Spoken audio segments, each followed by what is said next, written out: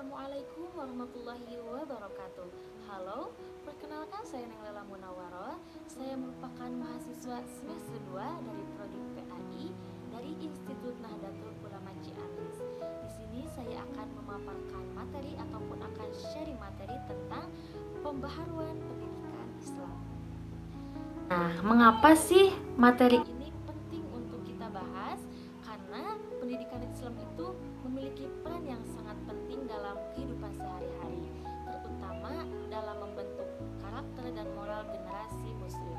Namun kan, seiring dengan berjalannya zaman dan tantangan globalisasi, sistem pendidikan Islam itu mengalami berbagai persoalan, baik dalam metode pengajaran, kurikulum, maupun relevansinya dengan kebutuhan masyarakat modern. Langsung saja kita bahas apa sih itu pembaharuan pendidikan Islam. Secara etimologi, pembaharuan itu merujuk pada proses atau cara memperbarui, menyusun ulang, ataupun bahkan memulihkan keadaan seperti semula. Namun ada lagi pengertian pembaharuan menurut istilah ataupun terminologi. Yang pertama yaitu menurut Az-Zumardi Az-Zur, bahwasannya pembaharuan itu mencakup berbagai upaya untuk mengubah beragam aspek dengan maksud meningkatkan kinerja sistem secara holistik. Dan pengertian yang kedua yaitu menurut Harun Nasution, bahwasannya pembaharuan itu adalah istilah yang lebih umum digunakan yang merujuk pada pemikiran, arus, gerakan, dan usaha untuk mengubah pandangan tradisi dan lain-lain agar sesuai dengan kemajuan zaman. Dan bukan hanya itu saja, pembaharuan juga dibagi menjadi dua fungsi. Yang pertama yaitu reformasi dan yang kedua modernisasi. Jadi, pendekatan reformasi berarti mengembalikan pendidikan Islam ke asalnya seperti pada masa lampau.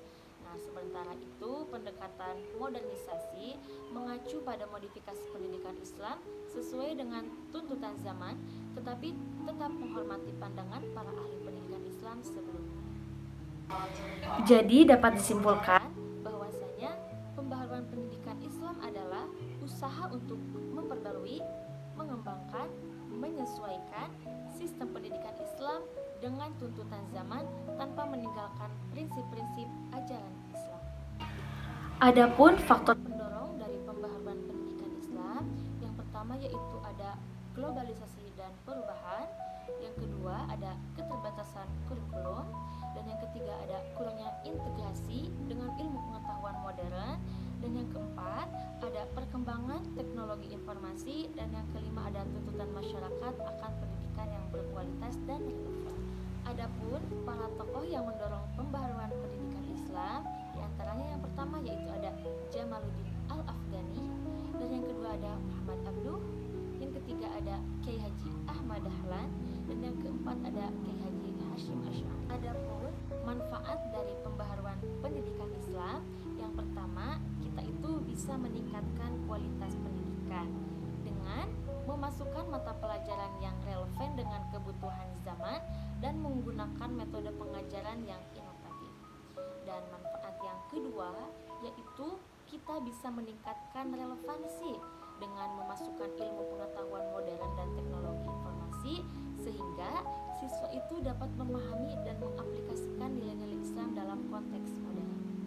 Dan manfaat yang ketiga, kita itu bisa meningkatkan aksesibilitas, yaitu dengan menggunakan teknologi informasi dan meningkatkan kualitas infrastruktur sehingga lebih banyak orang dapat mengakses pendidikan Islam. Dan manfaat yang keempat, kita bisa meningkatkan kreativitas dan inovasi, yaitu dengan cara kita memasukkan metode pengajaran yang inovatif dan mempromosikan pemikiran kritis. Dan manfaat yang kelima yaitu meningkatkan pemikiran siswa seperti dalam teknologi informasi, bahasa, maupun ilmu pengetahuan modern. Nah, dari kesimpulan yang sudah tadi kita bahas, yaitu pembaharuan Islam itu sangat penting dan sangat diperlukan ya untuk meningkatkan kualitas dan relevansi pendidikan Islam dalam menghadapi tantangan zaman, yaitu dengan cara kita bisa merevisi kurikulum, menggunakan metode pengajaran yang inovatif, ataupun bisa meningkatkan kualitas guru. Karena pembaharuan pendidikan Islam itu dapat membawa banyak manfaat seperti meningkatkan kualitas pendidikan, meningkatkan relevansi, meningkatkan aksesibilitas, dan lain-lainnya. Oleh karena itu, perlu dilakukan upaya untuk mempromosikan pembaharuan pendidikan Islam dan meningkatkan kesadaran akan pentingnya Islam yang berkualitas.